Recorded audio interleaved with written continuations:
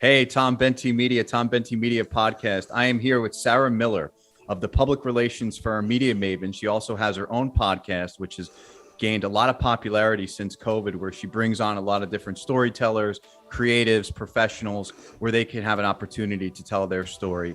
I'm really excited to have Sarah on. So Sarah, welcome to the Tom Bentey Media Podcast.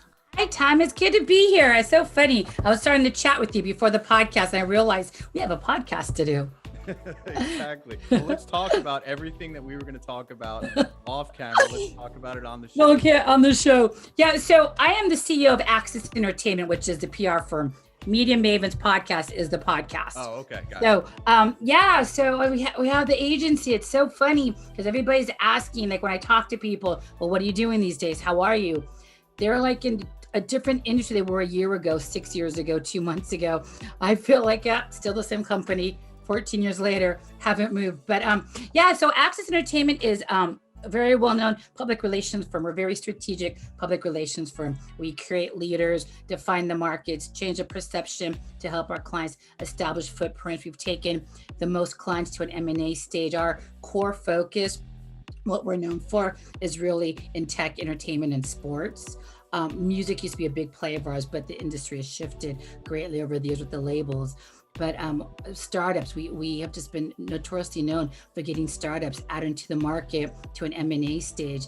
And then we've had some very big clients as well, big brands in sports and entertainment, but it's usually the tech side of those companies. So like somebody goes on our website, Sony, AEG, and all the sports teams, we're not repping artists and players. We're doing all the distribution from the digital to the mobile to the tech side. So, I mean, our core is really technology for tech, entertainment, and sports.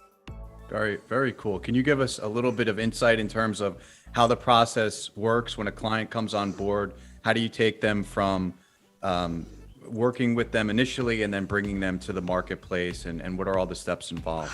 Everybody's different based on if it's a product launch. Right now, we're in this weird wild west with crypto and NFTs and everything. I mean, a lot of our first thing we do, we look at it, any company like a VC would. We look at their leadership. We look at their product. We look at where they're in the market. We usually joke around if they're off life support. Most companies cannot make it within the first 3 to 5 years when it comes to the funding and startups. That's that sweet spot where you're either going to be sustainable or not. But we also look at leadership as well. I mean, we know 97%, and this is basic stats from all the analysts, 97% of all startups just fail in the first year or two without PR. I mean, for us, it's really the ideation, the creation, the execution deliverables, whether it's go-to-market strategies, whether it's experiential, because we're very big on the experiential, media outreach, telling your story. Most people don't understand publicity and public relations aren't the same thing. I mean, publicity is just press releases. Anybody, an intern, my nephews can write a press release. Anybody could do that, but it's really telling your story at the right time, the right place, to be seen and viewed as a leader, establishing that, global footprint. We're all in this race for recognition right now. And there's a lot of noise out there. It's rising above it, but we're strong believers that leadership is the key to anything.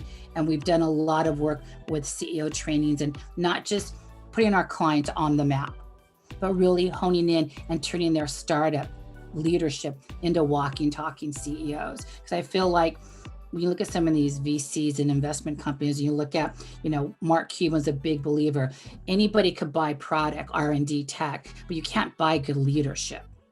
It's really about the leadership to taking the company to the next level. So we look at everything across the board, because everything has to work together, from the public relations to the experiential.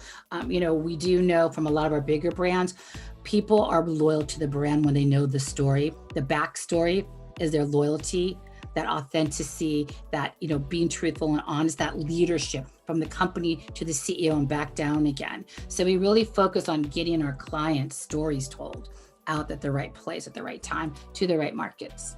And every client has a different story. Yeah. And it's important that you understand exactly who they are, what they do, what makes them unique. It's funny, I teach a public speaking class among other classes that I teach. And the foundations of communication is really ethos, pathos, and logos. And ethos is the character and the credibility. And just like I tell my public speaking students in Com 101, this relates to big corporations and brands just as it relates to an informative speech that an 18-year-old college student is giving. It's about who you are, what you represent, what's your attachment to this particular subject matter, and what makes you a leader in telling this particular story. No, that's like spot on. We do a lot of training in that. And our big thing is the authenticity. I see a lot of people well known in sports, tech, and entertainment. Their bios look tremendous. All the awards are listed, everything they've done hinging on the brand they're with. But the question is, can you stand on your own without that calling card behind you? And when you rely on another brand for your own background position, that's not leadership. You need to stand on your own, be present, be intuitive, know where you are. Your intent and purpose is to inspire, motivate your team to keep pushing forward. And we see a lot, I think it's a conception and perception of what leadership is. And I think we've all been through so much this past 2 years. I mean, we've seen this, the Great Resignation. I've seen tremendous leaders, tremendous people who have just the utmost respect and adoration for. And, they jumped from major brands, major teams, because they were so burnt out on the grind. And these are people that are tremendous leaders. So if you take them away from their brand, they can stand on their own as a sustainable leader. That to me is a true test of who you are and how you're pivoting in the industry. Because I always am a big believer, anybody can make easy decisions. I mean, we all make decisions every day. They're easy to make. It's making the hard decisions without, it's making the hard decision and also leaving the other side feeling good, feeling better about themselves. That's what's a true character of a leader. Because I make decisions all day long as a CEO. Some are easy, some are hard. And I feel like the easy ones anybody could do. It's making those hard decisions, knowing you're doing what's best for everybody. And you're knowing that when you make a hard decision, it may not always be the best for somebody, but you've got to do it with enough class and grace to not put somebody down. Because I'm all about everybody has an opinion, but you can't have an opinion and judge. You need to have an opinion without judgment while you're also motivating and inspiring and growing your team members. So I feel there's such a level of what a true leader is. And I feel like we take the past 2 years, the hardships, from sports, tech, entertainment, the market shut down, R&D shut down, everything has been such a mess. You really are seeing the rise of these true fighters and inspiration that are still leading their companies, that are still growing. And I feel like it's okay to fail. If you're going to fail, own your failure, learn from your mistakes, be better, be accountable, own up to it. But I see leaders fail every day publicly, and how they get back up and handle it is to me what I look for in a true leader. Not people who just hide behind a wall of people and then do a press release. You've got to understand people are human, and you've got to own your actions and how you're affecting other people. And to me, handling that with enough diplomacy, grace, and class where you still have the respect, to me, that's to me is what a leader's about. It sounds like you're evaluating your potential clients just as they might be evaluating different public relations firms. It sounds like it's very important that you're picking clients that are consistent with your brand values at Axis. Yeah, it's so funny because we look at the DNA. Like we look at you, you're a CEO, you're a leader. We look at the DNA of you and your company, because we did a brand survey years ago, and it was all about bruised and battered brands. So we're actually looking at, as a CEO, as a leader, are you a true indication of your brand, or is the characteristics of your brand an indication of you as a leader? And we did a tremendous survey on this of which brands were bruised and battered. And then we looked at the CEOs and leadership to look at, are they parallel as they're growing together? But I think it's good. I think you always need to look at who you talk to. You just can't say, hey, because I'm friends with somebody and I know them well and they have a really great pedigree or background or bio and some history, I'm going to automatically work with them. I need to make sure I can stand behind and respect even the good, the bad, and in between with you. If it's the good stuff, great. If it's the bad stuff, can we help make it better? can we change it and turn it around? And so we really look at the DNA of the company. I think that's critical in anything you do. Now, have you seen a shift? I'm always profit is king, right? But it seems like in the last 20 years or so, there's been a shift between short-term profits and companies understanding if you want to make an impact, you really have to think in the long term. And even at the stock market, like investors, to a certain extent, they're understanding this a little bit more. I mean, are you seeing your clients still kind of stuck in the old-fashioned mindset where it's just about let's make a quick buck, or do they really understand, hey, if we want to make an impact, we have to think long term? That's so funny. I just had a conversation on this literally the past few weeks with a potential client we're talking to, big in the tech space. And yeah, I mean, it's true. We have a lot of clients that are living in the past, like they're back in the Mad Men days, where, hey, a handshake is a contract. Hey, take somebody to dinner, white tablecloths, kiss up to them, make them feel special, and the deal's set. It doesn't work that way anymore. Unfortunately, it doesn't work that way anymore. You know, you've got to be a little more cautious. But we do have some clients run across people that are just old school, or they just don't. I think it's more of an education. I think if we take the time to educate our clients, if our clients if they can't make an educated decision, that means we look at ourselves internally. Are we giving them enough intel, the knowledge base they need to make intelligent decisions that they feel good with, that they can stand by? And I feel like when you're making some of these decisions, like you said, short term, it's all about short term quick bucks, just churn and burn. That's a lack of education where they're not quite educated to really understand how to thrive and survive. You know, that sustainability is so critical. You got to play the long game. But yeah, there's a lot of low-hanging fruit. We all know it. We all see it. We've all been down that road. But we just literally were in conversations with some pretty big investors in a big company that we believe is just going to blow it up in the Bitcoin space on the sports side. But they were in a mad rush to try to make up of like 2 months that they didn't do something within a short week's time frame. And we actually had to go back to them and we had to explain to them literally in emails and a lot of emails and phone calls that we're not the right agency for you because you're asking us to move mountains that we could do. We have no fear. We have learned to land jumbo jets on driveways in little amounts of times when having AG as a client on the biggest global events that no other agencies were able to do. But we also want to be respectful. It's the ethics and the morality of being a good leader to tell a client, we aren't a good fit for you right now. You can't spend your money on an agency, at least on us, to do something that we already know coming in. We have a too short a runway. The cards are stacked against us. We're not afraid of it, but we also need to be realistic that we may not be able to do what you deserve, and what you want and expect is not realistic. And we're not going to take the money and engage with a company when we know we can't give them 180%. And at least, nobody ever guarantees anything, but this was a situation to where I don't see any agency with any, I hate to say dignity or respect, who's a known agency with a reputation of being good agency would ever take that on.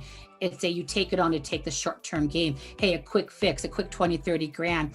90% of that grind is not going to turn out what they expect and what they need. So we really had to stand back and like, full transparency, guys. We're not your agency. You're asking for something unrealistic. And it was so funny. Now they're going to hate me probably if I say this, but they made this really cool analogy where we understand we're asking to move mountains with the spoon. I'm like, no, you're asking us to move mountains with chopsticks. Like, it is literally impossible. We could do what you want 10 times better, but we need more than 5 days. I mean, it wasn't realistic. So we walked away from business, and it was weird because my very first client, when I started my own agency years ago, like the best advice he could have given me, it was actually Joe Lynham. We just killed it on his payment platform with him for a few years. And he always used to tell me, do not be afraid to walk away from business, say no.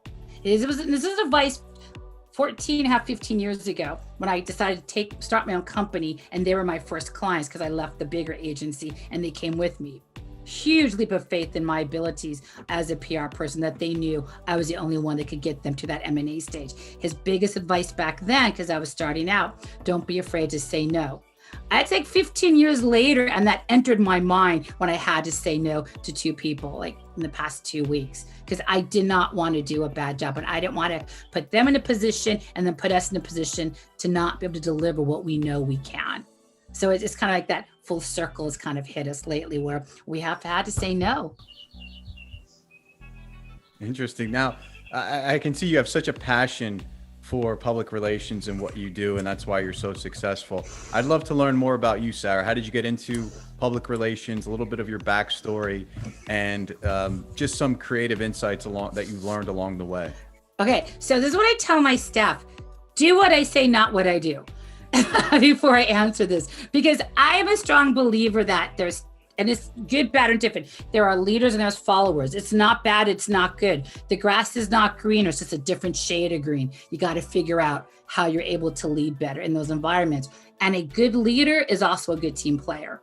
You got to know when to roll up your sleeves, be a team player, forget the title, do what you need to do, but then you also have to lead. So this is so bad that we've been saying this, but whatever, Tom. So I started my agency by accident.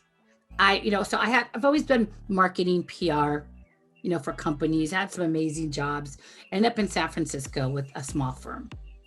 I was actually down in LA with a company, a tech company, got recruited and stolen up to San Francisco for a small boutique. My first time on the agency side, got stolen by a bigger company from them. So I don't think I've done a resume in probably like 15, 20 years. I kept getting stolen by other ones. But I got into PR, the true, client side I had experience in, but I got into the agency side up in San Francisco with a really great company, Neil May and Partners. Donovan Neil May was we all get beaten down in our 20s. We all know it. We all go through that get your ass beaten down phase, learn from your mistakes. Everything, a lot of who I am was because of this person. And, then I just was gone. I was like, the economy was a little wonky. It's when the whole bubble was bursting in that first phase. I was either going to go back to the client side. I was going to consider getting out of San Francisco, moving. I didn't know where I was going to go. So we had all of these people who were quitting, jumping ship. One of my best friends I hired jumped ship. I kept trying to give my notice, but everybody kept beating me to the punch in the offices before I got in to give their notice. And Donovan was out of town, so I just stuck it out for 3 months, went through salary cuts. I was the last one standing. They were not going to get rid of me, but I got to the point where I need to leave. And I didn't know what I was going to do. So it's just so funny. One of my big clients told me, it's not the agency, it's all you. We need you. You've done everything. We've done a tremendous job, but I was running point. So I said, okay. I was terrified. My mom was terrified. Oh my God, you don't understand, being on your own, a business owner. I just went to a Giants game. I'm not kidding. Was at a Giants game with friends, sorting out what I wanted to do. 11 p.m. after a Giants win, 3 martinis later, I'm like, you know what? Screw it. I'm good at what I do. If this client has that much faith in me, I need to have more faith and belief in myself than somebody else does. And that's where that kind of pivotal shift happened, where you gotta believe. I have so much respect and belief in certain people. I believe in them more than they believe in themselves. You could do it. You've got this. I'm seeing you differently than you seeing yourself. And I went through that and I'm like, okay, do it. And then I had a good friend who's a design firm. Well, you need a company name. No, I don't. They're like, no, you need a name. So they just did me a favor, did a brand, did a logo, a quick down and dirty website. Another friend said, great, you're finally free, be our client. It has been such a roller coaster, 15 years. I couldn't even tell you where it started and began. Next thing I knew, I moved to LA for a big music event, and the president of Billboard magazine, Sean Cocolin's like, hey, I got a music client for you. I'm like, oh shit. I can't say there's the president of Billboard magazine. So, okay, we're just going to keep going. And then I just kept going and going. And then I got the attention of this amazing man. I talk about leadership. Ralph Simon was the CEO of the Mobile Media Entertainment Forum. He is like the grandfather of the ringback tones and the ringtones. He is that guy in mobile. and I was on his radar. So I just kept working and grinding, doing what I was good at. And next thing I know, like here we are, one of the top PR firms in this space. I mean, so I don't have any blueprint. Like I tell people, don't be afraid, have no fear, follow your passion, do what makes you happy. And we got the big, huge sports, music clients, been through all the ups and downs. And then somewhere in between the first or 2 years, I was going to leave, go over to Edelman. They wanted me on their side, on the global side, but I said no, which I don't know why at the time, what I was thinking. But the best thing I did was say no to one of the biggest rivals I've ever had. And then I created the Media Excellence Awards, which we talked about, which is the largest award show that honors innovation and leadership in all things mobile tech and entertainment.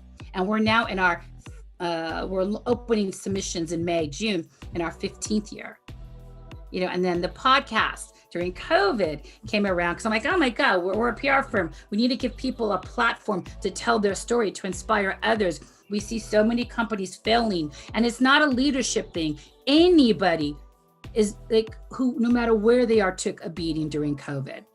And it was scary and it was heartbreaking and it was such an unknown fear. We saw the best of the best and brightest in sports and tech entertainment. Everybody was a little bit shaky, and that's just human nature. We were going through a massive shift. And so we decided to check in, make sure they were okay, their families, their health, quick check in, started talking, kept talking, did the Zooms, found Zoom, decided, okay, let's do Zooms. All those Zoom calls were recorded at the time. We're like, oh my God, we're talking to all these amazing people about their stories, and if we're helping them by letting somebody else hear it, that's going to inspire, motivate, help them get back on their feet, we just can't not share. We're an agency. This is our job, to make people better when we leave them than when we meet them. And so then Media Mavens Podcast came around, and now we're just like all over the place with like tremendous guests from sports, tech, entertainment. People are just doing good in the world, from chasing down and saving black jaguars. The guy, Emmanuel from Pugliacci, he's the top Nat Geo and Discovery. He's a producer. He called us from Mexico, somewhere in the jungles. He's trying to save preservation, the black jaguars. I mean, we've had people shift from the CMO at Versace, the head of major sports teams. We've had people like food archaeologists, people come in from NASA, conservationists for water, where we're going. We just decided has to be a monster pool of intelligence, of innovation, motivation, inspiration, and leadership. And the podcast, just from that point on, we just kept on course and just kept going forward. We just didn't look back. Amazing. But I tell clients you should always have a business plan. Always know your first day, where your exit is. Always have a good team around you. I am the worst person to talk to about that, even though I'm a CEO. I've been in magazines, I've been in so much stuff. I am the worst fucking oh shit, I just cussed, sorry, we're on here. But I'm the worst person because I didn't do my business plan. And this is a really bad thing, was drinking martinis after a game. When I created the MEAs, now it's 15th year, which is huge. It was a accidental 2 margaritas, 2 p.m. with my board members. Hey, we should create something to give back, give people another platform to get recognized, to help the startups. So I feel like no business plan. Year 3, Paramount, people like, hey, when are submissions open? I go, submissions for what? My reputation was a one-off. Oh, but we loved it. I go, loved what? They're like the MEAs. I'm like, oh, shoot.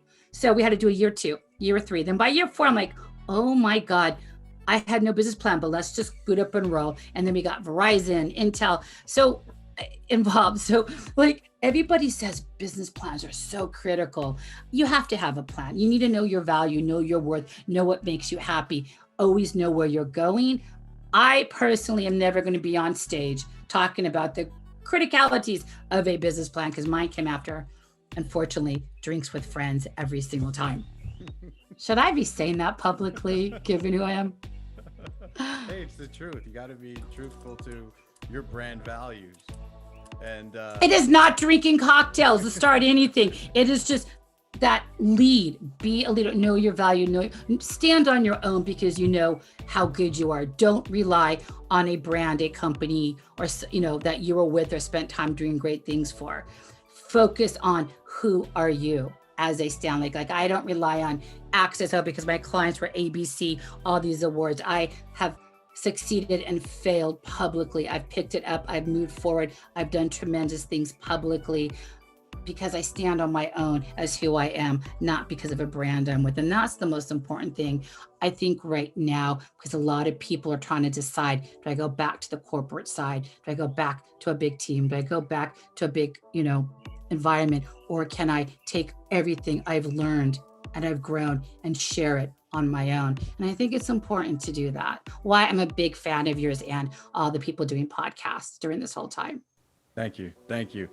And I have a small business, and I did this podcast on a much smaller scale, just to kind of showcase different stories, showcase my brand values, bring on people that I think are interesting, like yourself. What are some other best practices that individuals can incorporate, whether they're in real estate or medicine, because social media and public relations is so important in all aspects of business in today's world? Do you have any best practices that you can showcase to smaller companies or individuals that are looking to build their presence online in a way to hopefully bring attention to whatever it is they do? Yeah, I was actually going to ask you a question, Sure, so I'll hold off on that. Okay. So my question, we will get to that. It's a great question. You have your own company, Yeah. and you created your own podcast because you wanted to have a voice to give people a voice to tell their stories, right? Why else would we all do podcasts? What do you find? Like, you had some amazing guests on, you have your own company. What leadership qualities have stood out to you over this past year and a half? That's a great question. And I think it goes back to what we were talking about earlier, and just holding true to your brand values and not being philandering with the different trends or the tides that come along the way, but holding true to yourself, your values, and your vision, and understanding that you're the best leader of what you have to do, and not rely on other people for approval or acceptance, but holding true to what you believe in and what your vision is. I love that. I'm always like, know who you are, where you're going, and what you're doing. My 3 W's. So now I love that. Have you, what lessons, like what new leadership lessons have you learned through all of your guests through the podcast that you really hit you, and struck home with you? Like, yeah, I take that one to the heart. That one is what hit my soul and what I'm going to start working on moving forward. Sure. I think we all have different stories. We've all made mistakes, and we all can learn from those mistakes. And I've had people, I had a gentleman on a few weeks ago that had a completely different life. He's an actor now, but when he was growing up, he got involved in crime, and he completely changed his life around. And he's a totally different person now, but it's not disingenuous. It has to be genuine. It can't be just like, oh, that was me yesterday, this is me today. Life doesn't work that way. But if it's coming from a place of authenticity, I think it can be really powerful, and to see how people can progress and how they can grow. I think it's all like everything we do, our intent has to be purposeful, no matter what we do. And I always say, leave somebody better when you walked away than when you first entered. I don't care if it's a coffee, a meeting, a phone call. That person needs to walk away feeling better about themselves, more inspired, because they talked to you no matter what it was about. So there's always an intent and a purpose to everything, which goes back to your short-term, long-term goals. People forget about that focus. They don't know where they are anymore. They're just focused on things that aren't relevant, but they don't see the long-term of how it's affecting people. But so we had an amazing guest on in the storytelling space, an immersive space a while ago. And some of our guests stay very on point. The whole QA, bullshit. Some of these guys, we end up talking around the world 360. We don't even know where we started, because it started out, who are you? What do you do? Right? Then it started up where we're laughing. I don't care if they cuss, they're in baseball hats. We're on a different era right now, business. And we've had some amazing people who did not stick to the script. We didn't care. We had such intense, amazing conversations that some of our best podcasts were so authentic and so real about life, about leadership. succeeding and failing and how to lead better. These are from very well-known CEOs. It wasn't about their business model, the bottom line. These were some of our best podcast interviews. We had a gentleman on, a good friend of mine, who actually talked about who he was today, his passion, his fight, his perseverance of always be better, always move forward. Such a true leader, but where it came from, and we've already released the podcast, with his permission. We didn't filter it. It was about abuse when he was little. And I just, we really know what people go through to get to where they are. Your loyalty is just unwavering to them. Steve Jobs always used to say, and he wrote so many books, and one of his books was, he didn't need publicity anymore. He could write a press release about Mac. He didn't care. He took some beatings, went through some rough spots in his past. He went public with those areas. And he's like, I need public relations. I need a platform to tell my story, to be a leader of what I'm good at. And people just see this whole image on the outside, right? Of people, the really greats who have risen and fallen, but there's few of these guys who have really, really opened up and bared their soul. And that's where my respect and loyalty lies as a leader to these people. So it's amazing. This is the things why I think I love having the podcast, because it's a chance to be in this safe spot to really tell your story without judgment, Okay, but then I forgot your question, which, people talking about realtors, anybody. Well, how can just an everyday person incorporate best practices of public relations and the way they showcase themselves online? That's kind of a loaded question, because I'm not a huge believer that social is a key to success anymore. Social has a double-edged sword to it. It's a great, Instagram, Twitter, Facebook, you got Twitch, there's so many platforms. Clubhouse came on board during COVID. And people just kind of follow those trends. I think you want to share your life. Be careful what you share. You have a company, you want your company to talk about the accolades and wins. Do it. The accolades and wins are important. Keep it away from your personal. Don't commingle them. You just can't. You got to be choosing who you want to see, what you're doing, when, where, why, and how. Because right now, big companies are going on your social to judge you by your posts if they're going to hire you. And I know a lot of companies are doing that. I'm not a huge believer in it. We've never done it. I'm going to put it on face value, who you are in the interview. But, if we start seeing stuff, we're going to be like, wait, you represent my brand. So social's a little bit tricky because it's different for anybody. LinkedIn's going to be the best thing for anybody starting their company. Your network's there, the serious business people. You're not seeing as many photos of bikini shots, of people bragging, laying on top of a car for a shoot just because they want to get attention. You're not seeing people working out at the gym doing selfies. I mean, it's truly what's moving the needle in the industry. Twitter is shifted to where it used to be, and PR is not the same thing anymore. Being on Twitter to follow top DMA and press, to follow, comment on what they're writing, to start being seen and viewed as authority leader in your space is important. But I just think the best practices are really just every day, do the right thing, ethics, morality, do what's best for the client, say no when you need to say no. People say yes so much to make people happy because they feel like, okay, I need to say yes to build, to get the money the short term. And I get there are certain circumstances and situations where we all are in that position one way or the other sometime in life, but you've got to get out of that velocity. You've got to see what's going to make you sustainable. And like my big thing with a lot of these companies, they bring on their buddies, they bring on people that end up screwing them over at the end as advisors. You've got to be super diligent who you have around me. Hire people smarter than you. I always say in everything, magazine and article I've done, you don't lead by ego. You can never lead your company by your ego. I don't care how great you are. You shouldn't lead. And a lot of companies lead by their egos and they burn bridges. They piss people off. It's all about, I'm the best, nobody's better than me. And that could be an age thing. It just could be, there's so many variables to that. But you can't lead by ego. You can't be dismissive. You can't sit there and think because you did one or two great things on your background, no matter how old you are, shifting careers. You can't rely on that. You need to rely on what you're doing right now and how you're going to pivot and moving forward into the market. And I think all of these things about who you are is so critical before you bring a PR firm in, or you're going to fight up against us every time. And I mean, we've had good clients, bad clients. We've had clients who are no longer clients, but the CEOs are my best friends, closest friends and advisors. It wasn't personal, it was business, wasn't a good fit. We've had clients who've hired us so many times over.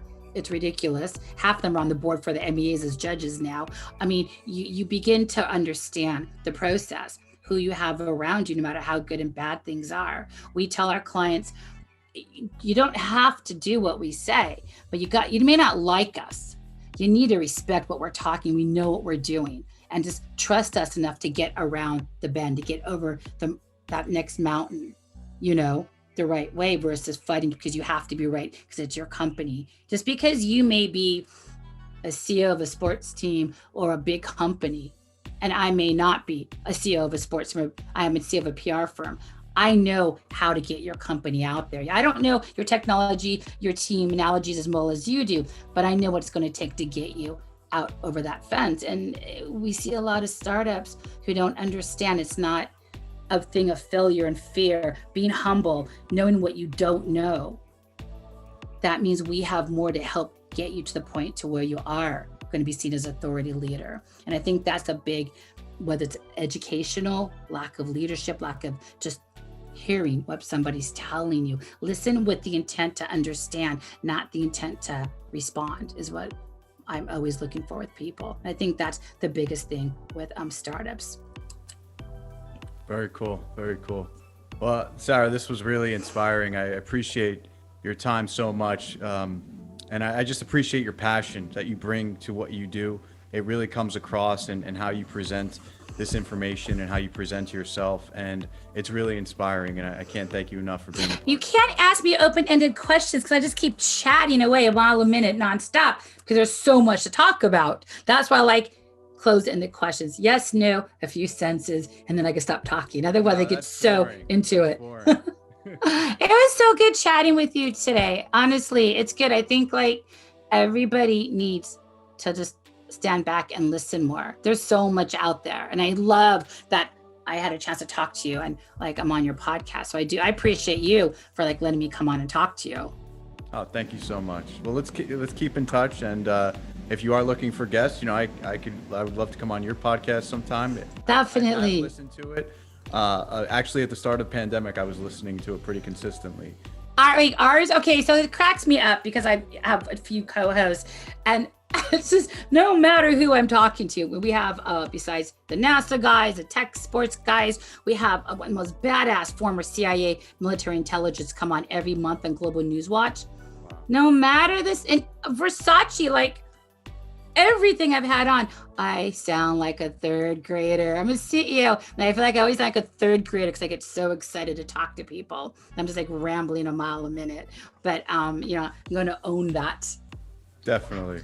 But I definitely know you need to come on our podcast. You're a business owner. You have a podcast. You're doing great things. You're talking to great people. I think everybody needs to talk to more people. Let's do it. I agree. Everybody has a story to tell, and I love hearing other stories. I love telling my own. That's why I do what I do. Perfect. I'm excited to have you on ours. All right. Awesome. Well, we'll set it up. Thank you so much. Perfect. Thanks so much.